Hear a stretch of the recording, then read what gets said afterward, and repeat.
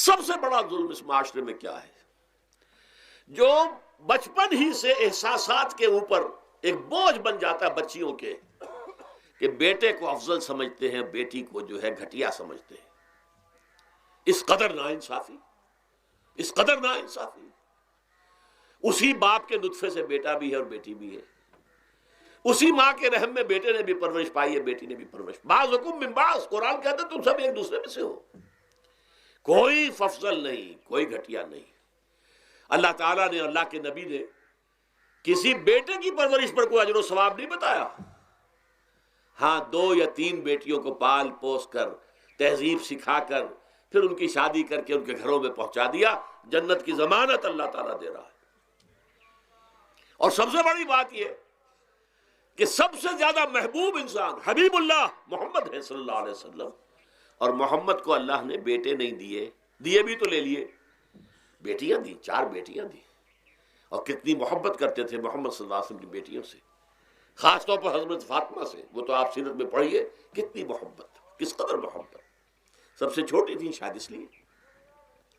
بہرحال پہلی بات تو یہ کہ بچپن ہی سے وہ دعویٰ پڑھنا شروع ہو جاتا ہے بچیوں کے ذہنوں پر کہ ہم کو گھٹیا ہیں، ہمارے بھائی بڑیاں ہیں، ہمارے والدین جو ہیں ان سے زیادہ محبت کرتے ہیں، ہم سے نہیں کرتے۔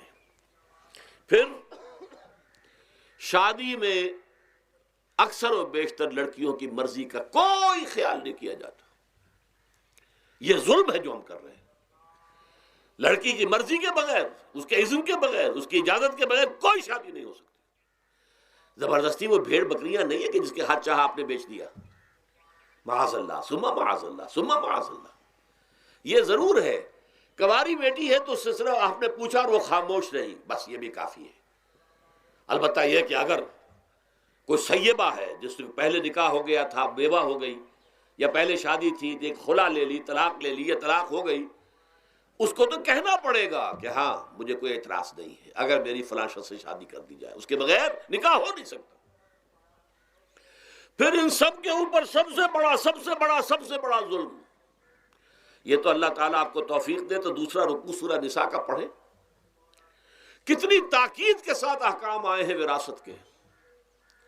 وراثت مما قل منہ او کثر، چاہے زیادہ مال کسی نے چھوڑا ہو چاہے تھوڑا سا چھوڑا ہو، لیکن وراثت کے احکام جو ہیں ان کو نافذ کرنا ہوگا۔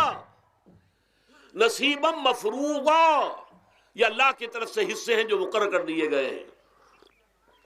لیکن ہمارے معاشرے میں کون ہے جو بیٹیوں کو دینے کو تیار ہو اور بہنوں کو دینے کو تیار ہو؟